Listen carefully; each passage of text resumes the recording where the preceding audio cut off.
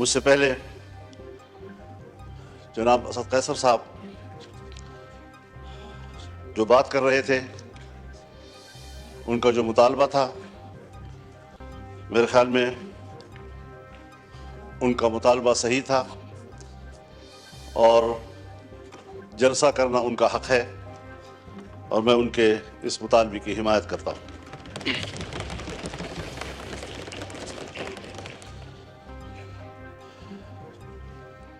لیکن جناب اسپیکر، مسئلہ یہاں تک محدود نہیں ہے کہ ہم جلسہ کر سکتے ہیں یا نہیں کر سکتے۔ اس بات پر سنجیدگی سے غور کیا جائے کہ ہمارا ملک آج کہاں کھڑا ہے۔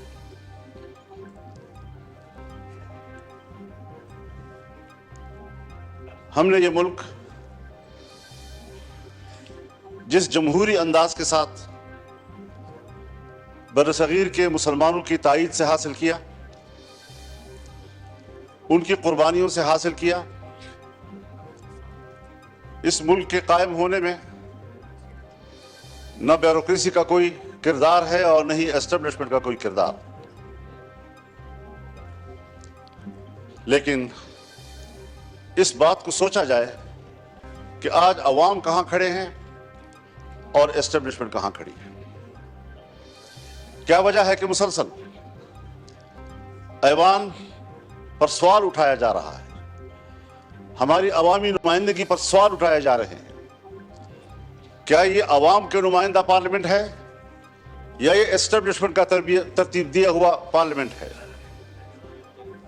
اس سے کب نکلنا ہے ہم نے، یا مزید دھستے چلے جانا ہے؟ یہ ملک جس میں حکومت محلاتی سازشوں کی بنیاد پر بنتی تھی اور ٹوٹتی تھی، بیوروکریٹس فیصلہ کرتے تھے آج وزیر اعظم کون ہے تو کل وزیر اعظم کون ہے۔ ایک زمانے میں ملک کے ایک صدر مملکت نے اپنے دور حکومت میں 5 وزیر اعظم تبدیل کیے۔ بڑی مشکل کے ساتھ، عوام کی جدوجہد کے ساتھ اس ملک میں عام آدمی کو ووٹ کا حق ملا۔ پارلیمانی طرز حکومت پر اتفاق ہوا، الیکشن ہو گئے سن 1970 میں، جسے آج ہم بطور مثال پیش کرتے ہیں۔ لیکن انتخابات کو بطور مثال پیش کرنے کے بعد کیا اس کے نتائج پر بھی ہماری نظر ہے، جس کے نتیجے میں ملک 2 لخت ہو گیا، ہم پارا پارا ہو گئے۔ قائد اعظم نے جو قوم کو موٹو دیا تھا، اتحاد، تنظیم اور یقین محکم، وہ کہاں رہا؟ قائد اعظم کا پاکستان کہاں ہے آج؟ شاید تاریخ اس کے حقائق سے پردہ اٹھائے گا۔ تاریخ معاف نہیں کرتی کسی کو۔ تھوپا گیا سیاستدانوں پر، اور کردار جنرل آغا یحییٰ خان تھا۔ حکومت کو چلنے ہی نہیں دیا گیا۔ پھر ماشاءاللہ، پھر ہم کچھ سنبھلے تو پھر ماشاءاللہ۔ سوچنا یہ ہے کہ اسٹیبلشمنٹ ہمیں جو نتائج مرتب کر کے دے، جن کو یہاں پر بیٹھنے کے لیے فہرست میں نام شامل کرے، اس پر کب تک آپ سمجھوتے کرتے رہیں گے؟ کب تک ہم یہ سوچتے رہیں گے، بھیک مانگتے رہیں گے ان کے دروازوں پر بیٹھ کر؟ اور جو الیکشن ہوئے ہیں، ہمیں تو 2018 کے الیکشن پر بھی اعتراض تھا، آپ کو بھی اعتراض تھا، پیپلز پارٹی کو بھی اعتراض تھا، مسلم لیگ نون کو بھی اعتراض تھا، میرے بزرگ بیٹھے ہیں ان کو بھی اعتراض تھا۔ اس وقت بھی تو مینڈیٹ تقریباً وہی ہے، کچھ تھوڑا آگے پیچھے۔ اسی مینڈیٹ کے ساتھ اس وقت دھاندلی کیوں تھی اور اسی مینڈیٹ کے ساتھ آج دھاندلی کیوں نہیں ہے؟ حضرت مجھے شرم آتی ہے، شاید میں کچھ اپنی گفتگو میں ایسی باتیں کہوں جو آپ سمجھیں گے کہ میں تجاوز کر رہا ہوں، لیکن سیاسی آدمی اسے بات کرنی ہوتی ہے۔ سیاستدان معلومات کی بنیاد پر بات کرتا ہے، پبلک میں بات کرے، پارلیمنٹ میں بات کرے، خدا کرے یہ خبر غلط ہو، لیکن ہماری معلومات یہ ہیں کہ اس بار تو باقاعدہ اسمبلیاں بیچی گئی ہیں اور اسمبلیاں خریدی گئی ہیں۔ کون ان اسمبلیوں کو اور ان ایوانوں کو عوام کا نمائندہ پارلیمنٹ کہے گا؟ کس طرح ہمارا ضمیر مطمئن ہے یہاں پر بیٹھنے میں؟ ہارنے والے بھی پریشان اور جیتنے والے بھی مطمئن نہیں۔ اس کیفیت میں حکومت میں بیٹھی ہوئی جماعتیں جو ہمارے لیے محترم بھی ہیں، ہمارے ہم سفر رہے ہیں، ہم ان کے ان جدوجہد کی قدر کرتے ہیں، لیکن انہی کی جماعتوں کے اندر ان کے سینئر لوگ مجبور ہیں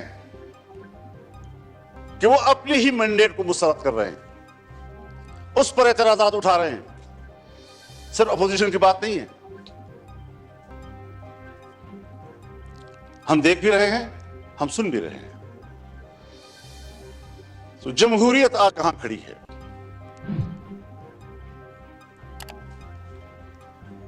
یہ صرف اس لیے ہم یہاں کمزور بیٹھے ہوئے ہیں کہ ہم نے ہر مرحلے پر کمپرومائز کیا ہے، ہم نے اپنے اصول پہ سمجھوتے کیے ہیں، ہم نے اپنی جمہوریت بیچی ہے، ہم نے اپنے ہاتھوں سے اپنے آقا بنائے ہیں، اور جب ہم ہی اپنے ہاتھوں سے اپنے لیے آقا بنائیں گے، یہی ہوتی ہے آخرت کی نشانی۔ جب رسول اللہ صلی اللہ علیہ وسلم سے حضرت جبریل نے پوچھا کہ آپ قیامت کی علامات کے بارے میں بتائیں، تو آپ نے پہلی بات کی ان تلد الامۃ ربتہا، کہ مائیں اپنے لیے مالکائیں جلیں گی، یعنی بیٹیاں مالک بن جائیں گی اور ماں کو نوکر اور گھر کے مزدور کی طرح دیکھیں گی۔ اس مثال سے آپ خود سمجھ لیں کہ جو آپ کے ماتحت ہونے چاہیے تھی، جو آپ کے حکم پر چلنے چاہیے تھے، وہ آج ہمارے آقا اور ان کے حکم پر ہم چل رہے ہیں۔ ہم یہاں پر ایک قانون پاس نہیں کر سکتے۔ جناب اسپیکر صاحب، آپ گواہ ہیں، آپ گواہ ہیں، آپ کی پوری جماعت گواہ ہے۔ ہم نے ایک اجلاس میں ایک قانون سازی پہ بات کی، اس کے لیے کمیٹی بنی،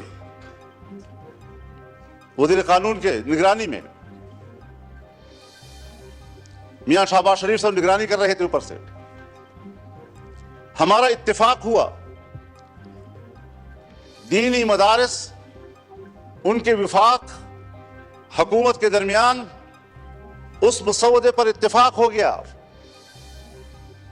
اتفاق رائے کے باوجود اسمبلی میں نہیں آ رہا، اس لیے کہ اجازت نہیں۔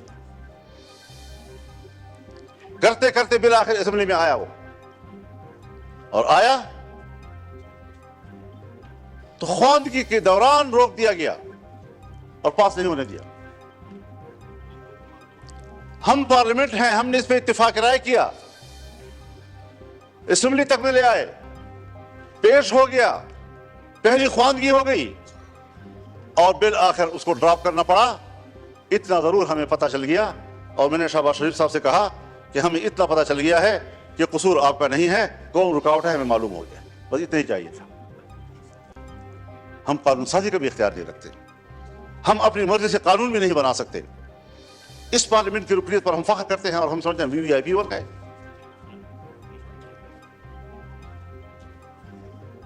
آج ذرا موازنہ تو کیجیے جناب اسپیکر. ہندوستان اور ہم ایک ہی دن میں آزاد ہوئے. 15 اگست 1947 کو صبح 8 بجے دلی میں لارڈ ماؤنٹ بیٹن نے انڈیا کے گورنر جنرل کا حلف اٹھایا اور کراچی میں قائد اعظم محمد علی جناح نے حلف اٹھایا. ایک ہی دن ہم آزاد ہوئے. آج وہ دنیا کی سپر طاقت بننے کے خواب دیکھ رہا ہے اور ہم دیوالیہ پن سے بچنے کے لیے بھیک مانگ رہے ہیں کہ ڈیفالٹ نہ ہو جائیں ہم لوگ. یہ کس کے ہاتھوں؟ کون ذمہ دار ہے اس کا؟ گھومتے پھرتے پھر آئے گی بات سیاستدان ذمہ دار. حکومت ناکام ہے. دیوار کے پیچھے جو قوتیں ہمیں کنٹرول کرتی ہیں، جن کے باغ ڈور ہمارے ان کے ہاتھ میں ہیں، فیصلے تو وہ کریں اور منہ ہمارا کالا کریں. عوام ہمیں گالیاں دے، ذمہ دار ہمیں ٹھہرائیں. یہ کون سی سیاست ہے؟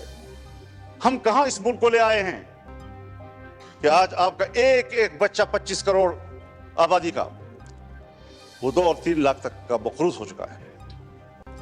خوش ہوتے ہیں IMF نے نیا قسط جاری کر دیا. نیا قسط 1 لاکھ 1.5 لاکھ کا کروڑ 1 ارب 1.5 ارب کا ہوتا ہے. لیکن آپ کو قرضے کتنے دینے ہیں؟ اپنی پیداوار کدھر ہے ہماری؟ اپنی صلاحیت کدھر ہے ہماری؟ ہم نے ملک کو جمود کا شکار بنا دیا ہے اور قومیں جب جمود کا شکار ہوتی ہیں تو پھر وہ گرتی ہیں، وہ ترقی نہیں کر سکتی. پھر ذرا حساب لگائیں. جس ہندو کو ہم سارے القاب دیتے ہیں، سارے برے القاب ان کے، سارے اچھے القاب ہمارے، لیکن نتیجے کے لحاظ سے کارکردگی کی بنیاد پر ذرا اس کا بھی تجزیہ کر لیں، اپنا بھی تجزیہ کر لیں. گھر میں بیٹھے ہوئے ہیں ہم لوگ، ہم آپس میں بات کر رہے ہیں. کیوں ایک دوسرے سے بات چھپا رہے ہیں؟ یہ ساری وہ چیزیں ہیں. ہم نے ملک حاصل کیا اسلام کے نام پر. آج پاکستان دنیا میں ایک سیکولر سٹیٹ کا روپ دھا چکا ہے. کہاں ہے لا الہ الا اللہ؟ 1973 میں ہمارا آئین بنا، 1973 میں اسلامی نظریاتی کونسل بنے. 1973 سے آج تک تمام قوانین کا جائزہ لیا گیا. اگر کوئی خلاف اسلام قانون موجود ہے تو قرآن و سنت کے مطابق قانون کی سفارشی کی گئی، سفارشات کی رپورٹیں ایوان میں آ گئی، لے کر دی گئی. کوئی آپ ایک نشاندہی بحیثیت اسپیکر کر سکتے ہیں کہ سن 1973 سے لے کر آج تک اس کونسل کی سفارشات پر اس پارلیمنٹ نے ایک قانون سازی کی؟ ایک. اسی لیے کہ جن لوگوں کو ایوان میں لایا جاتا ہے، جن لوگوں سے ایوان بھر دیے جاتے ہیں، ان کو قرآن و سنت سے کوئی دلچسپی نہیں ہے، پاکستان کے نظریے سے کوئی دلچسپی نہیں ہے. کیسے آپ دنیا میں شناخت کرائیں گے اپنی کہ ہم ایک اسلامی مملکت ہیں؟ آپ کا آئین کہتا ہے کہ حاکمیت اللہ رب العالمین کی، اور ہم روئے زمین پر اللہ کی نیابت کرتے ہوئے، عوام کے نمائندے روئے زمین پر اپنے مملکت پہ اللہ کی نیابت کرتے ہوئے ان کی تعلیمات کے مطابق قانون سازی کریں گے. ہماری انفرادی اجتماعی زندگی قرآن و سنت کے تابع ہوگی. یہ میں نہیں کہہ رہا، میرا آئین کہتا ہے. یہ میرا آئین کہتا ہے کہ اسلام پاکستان کا مملکتی مذہب ہوگا. یہ میرا آئین کہتا ہے کہ قانون سازی قرآن و سنت کے تابع ہوگی. یہ میرا آئین کہتا ہے کہ قرآن و سنت کے منافق کوئی قانون سازی نہیں ہوگی. اس پر کوئی عمل درآمد کاغذی حد تک بھی. آپ تو ان اداروں کو بھی پابند کر رہے ہیں، نیست و نابود کرنا چاہتے ہیں جو ادارے آپ کے اس ملک میں کسی طرح دین و مذہب کی علامت ہیں۔ ان کو آپ معاشرے کا مین سٹریم ہی نہیں سمجھتے۔ تو جس نظریے پر ملک قائم ہوا تھا 75 سال میں، اس کا بھی ذرا حساب لگا لیں آپ کہاں کھڑے ہیں۔ اور ممکن ہے بہت سے لوگ سمجھیں کہ مذہب نہیں ہے تو کوئی چیز نہیں، کوئی مسئلہ ہی نہیں ہے۔ لیکن بہت سے لوگ ہیں جو جمہوریت کی بات تو کرتے ہیں، مذہب کی بات بھلا نہ کرے، جمہوریت کی بات تو کرتے ہیں۔ تو ہم سب مل کر سوچیں ذرا کہ جمہوریت کدھر ہے ہماری۔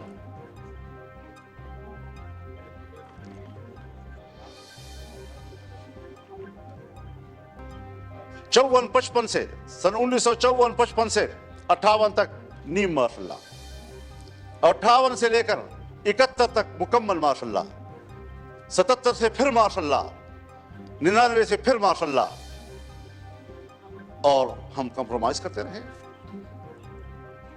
یہاں اسی ایوان میں ہم نے قانون سازی کرنا چاہیے، چیختے رہے ہم لوگ کہ صاحب یہ جو کچھ آپ کر رہے ہیں قرآن و سنت کے خلاف ہے، کسی نے نہیں سنی۔ تو جمہوریت کہاں ہے آپ کی؟ الیکشن آپ کے ڈھونگ، اسمبلیوں کی کوئی قدر و قیمت نہیں۔ اسمبلی میں آنے والا اپنے آپ کو معزز سمجھتا ہے، عوام کا نمائندہ ہے۔ آپ کے کاغذات میں اس کا جو پروٹوکول ہے وہ VVIP کا ہے، اس کے براعات ہوتے ہیں۔ لیکن کیا ہمارا ضمیر بھی مطمئن ہے اس بات پر؟ وستفت نفسک، اپنے ضمیر سے پوچھ لو پہلے، کیا واقعی ہم مطمئن ہیں ان نتائج سے؟ اور جناب اساتذہ صاحب، کیا واقعی آپ لاہور کے نتائج سے مطمئن ہیں؟ اللہ آپ کو مطمئن رکھے جی، اللہ آپ کو مطمئن رکھے۔ لیکن ہر چند کے ہے نہیں ہے۔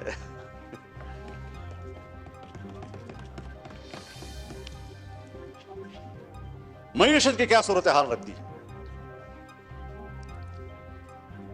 قرضوں پہ ہم زندگی گزار رہے ہیں، اپنے وسائل کے قریب تک نہیں جاتے، امن و امان نام کا کوئی چیز نہیں ہے۔ ملک کو کدھر لے جا رہے ہیں آپ لوگ؟ آپ آئیں ذرا لاہور سے ذرا سفر کریں اور آئیں ذرا، میں آپ کو دعوت دینا چاہوں گا ڈیرہ اسماعیل خان میں، ٹانک میں، وزیرستان میں، لکی مروت میں، باجوڑ میں۔ آپ وہاں آ کر ذرا دیکھ تو لیں کہ ہماری وہاں کیا حالت ہے۔ ہمیں تو الیکشن میں نکلنے نہیں دیا گیا۔ ایک طرف طالبان کی طرف سے اعلان ہوتا تھا کہ ہم الیکشن میں کوئی کارروائی نہیں کریں گے، دوسری طرف ہمیں دھمکیاں ملتی تھی، پھر ادھر سے ہمیں چٹھیاں ملتی تھی کہ آپ تھریٹ لیٹر آ جاتے تھے کہ آپ نہ جائیں، پبلک سے رابطہ ہی نہیں کرنے دے رہے تھے۔ اور جو ہی الیکشن گزرا سارے تھریٹ لیٹر بات ختم ہو گئے، خیر خیریت ہو گئی۔ اب نہ وہاں ہمیں کوئی قتل کرنے والا ہے، نہ کوئی دہشت گرد ہے، نہ کچھ ہے۔ لیکن یہ بات جو ہمارے ان علاقوں سے متعلق لوگ ہیں یا بلوچستان سے متعلق لوگ ہیں، چاہے وہ پشتون بیلٹ ہے یا بلوچ بیلٹ ہے، وہاں پر کنٹرول ریاست کا نہیں ہے۔ اور میں بڑے ادب سے کہوں گا، مجھے یہ لفظ نہیں کہنا چاہیے، لیکن حقائق کو سامنے لاتے ہوئے کہنا پڑ رہا ہے کہ پاکستان اس وقت ایک غیر محفوظ ریاست ہے۔ جب ریاست غیر محفوظ ہوگی تو ذمہ دار کون ہوگا؟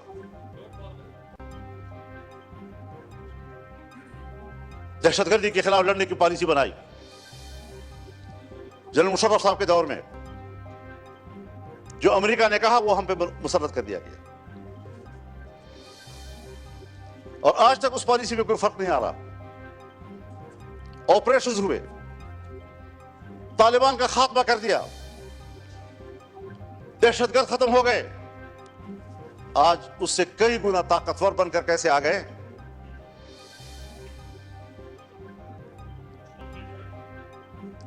ذرا مجھے بھی دکھا دے بیٹا. بالکل ٹھیک ہے جی.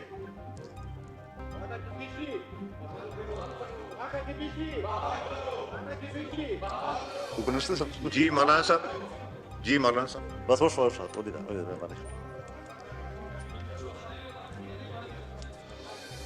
تو جناب اسپیکر, آفریدی صاحب میسج آ گیا, آپ کو پوائنٹ آف آرڈر میں دوں گا, آپ تشریف رکھیں. میسج ہو گیا آفریدی صاحب, میسج ہو گیا. آپ کی جماعت نے نام نہیں لکھا تھا, میں نے آپ کا نام لکھا ہے, اور یہ امپورٹنٹ ایشو ہے, میں اس کو ٹیک اپ کروں گا. ابھی میں ایم کیو ایم کے دوست کو دوں گا, پھر آپ کو دوں گا. جی مولانا صاحب. ہاں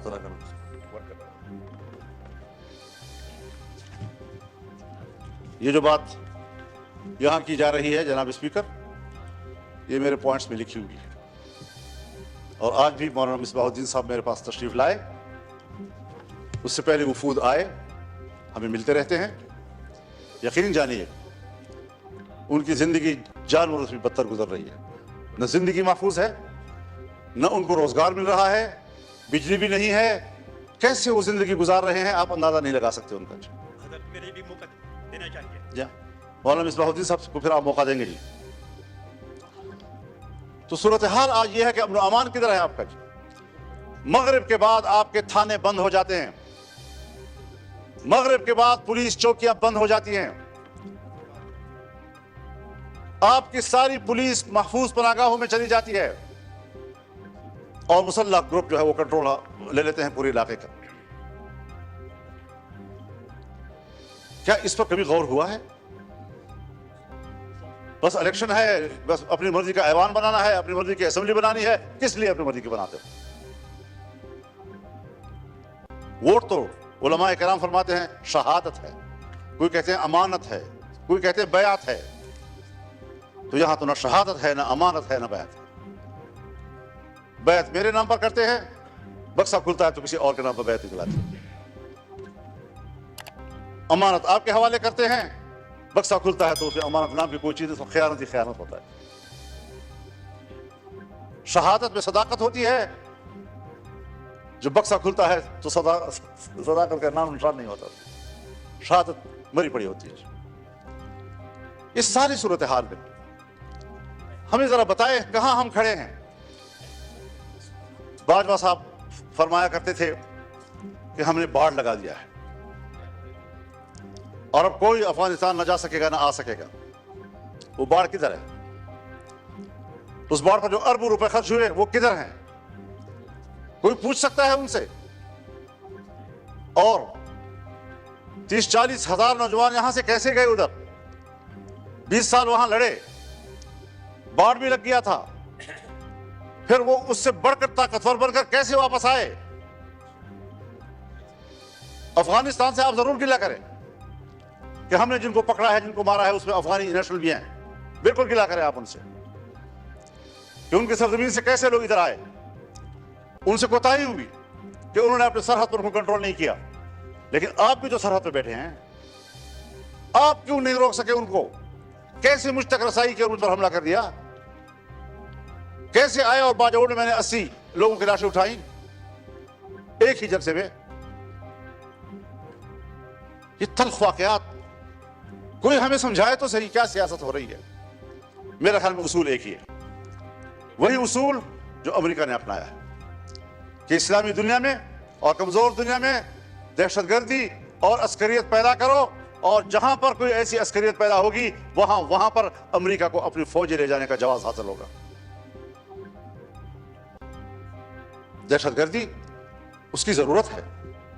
اسلامی دنیا پر اپنی گرفت مضبوط کرنا, اسلامی دنیا میں فوجیں اتارنا. آج تمام عرب ممالک کے اندر امریکی فوجیں موجود ہیں, کہیں پر 5000, کہیں پر 3000, کہیں پر 2000, کہیں پر 1000, کہیں پر 500. کوئی بھی ملک ایسا نہیں ہے عرب دنیا کا کہ جس کے اندر ان کے فوج موجود نہ ہو, جن کے سمندر میں ان کے بیڑے موجود نہ ہو. پوری اسلامی دنیا کو کنٹرول کر رہا ہے. کیا مطلب؟ میں تو امن کے لیے جا رہا ہوں, انسانی حقوق کے لیے جا رہا ہوں. کون سے انسانی حقوق؟ وہ انسانی حقوق जो ग्वांटानामो में हमें नजर आए, जहां तुमने मुसलमानों को बरहना करके बंद कोठरियों में फेंका, जिनके बर्फ के तोदों के ऊपर उनको लिटाकर उनके ऊपर बैठकर सिगरेट पीते रहे। आज भी बगराम और शबरगान के उकूबत खाने उनके खून से लथपथ हैं, गवाहियां दे रहे हैं कि यहां क्या मजालिम किए उन्होंने। उनके सामने कुरान करीम की तजलील की गई। कोई है जो इस पहलू पर भी बात कर सके? बस ये दहशतगर्द, ये दहशतगर्द, ये दहशतगर्द, और उसके मुकाबले में उससे बढ़कर दहशतगर्दी हो रही है और कोई उनको रोकने वाला नहीं है, ना उसको कोई बात करने वाला है। इराक में क्या किया गया?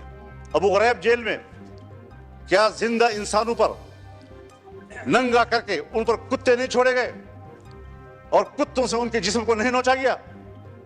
ये है उनके इंसानी हुकूक। इस्लामी दुनिया को तोड़ना, मुल्कों को तकसीम करना और इंसानी हक की बुनियाद पर वहां जाना। आज फिलिस्तीन में क्या हो रहा है? अक्टूबर से लेकर अब अप्रैल खत्म हो रहा है, 40,000 से ज्यादा गजा और खान यूनिस के मुसलमान शहीद हो चुके हैं। ये बच्चे हैं, ये खवातीन हैं, ये बेगुनाह शहरी हैं, ये जंगजू नहीं हैं। जंगजू से मुकाबला करो, वो आपके साथ लड़ने के लिए तैयार। सबसे ज्यादा बच्चे जो इन दिनों में शहीद हुए हैं वो गजा के। कोई मुसलमान है हुक्मरान जो उसके लिए कोई आवाज उठाए? और फिर अमेरिका और बरतानिया और यूरोप इंसानी हुकूक की बात करे, जिनके हाथों से इंसानियत का खून टपक रहा है। इंसानियत का खून टपक रहा है और इंसानी हुकूक के अलमबरदार। मैं किसके हाथ में अपना लहू तलाश करूं? हर तरफ खून ही खून और हम उसमें जिंदगी गुजार रहे हैं। और अगर मुल्क के अवाम या अवाम के नुमाइंदे कोई किरदार अदा कर सकते हैं तो उसके इलेक्शन का यह हशर कर दिया जाता है जो हम देख रहे हैं। तो जरा इस हवाले से हमें अपनी तारीख को भी देखना चाहिए, हमें आने वाला मुस्तकबिल ठीक कर लेना चाहिए। यह क़ियादत का मसला है, यह क़ियादत का मसला है। मैं तो आज भी कहता हूं और हमदर्दी की बुनियाद पर कहता हूं, जनाब मियां नवाज शरीफ साहब से भी और जनाब शहबाज शरीफ साहब से भी और अपने बरखुरदार बिलावल ज़रदारी साहब से भी कि अवाम के लोग हो, चलो इकट्ठे अवाम में जाते हैं, छोड़ो इस इक़्तिदार को, आए इधर बैठें और अगर वाकई लार्जर ग्रुप पीटीआई है दे दो उनको हुकूमत। लेकिन शायद मेरी बात जरा अहमकुओं वाली लग रही होगी आप लोगों को। ये क्या कह रहा है, कहां से बोल रहा है? आज भी वक्त है समझ लें, लेकिन हम समझने के लिए तैयार नहीं, हम नौकरी करने के लिए तैयार हैं। तो फिर जाहिर है कि हमने भी अज़म कर रखा है कि इस गुलामी के खिलाफ जंग लड़ेंगे, मैदान अमल में आकर जंग लड़ेंगे, पब्लिक में जाकर लड़ेंगे, आईन और कानून के दायरे में लड़ेंगे और मुल्क को इस गुलामी से निजात दिलाएंगे कि या तो हमारे ऊपर आलमी कुव्वतें हुकूमत कर रही हैं या फिर हमारी एस्टेब्लिशमेंट हमारे ऊपर हुकूमतें कर रही है।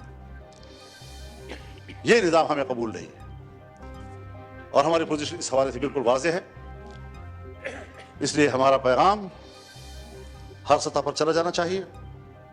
हमने जाना है इंशाअल्लाह 2 मई को कराची में मिलियन मार्च होगा इंशाअल्लाह अज़ीज़।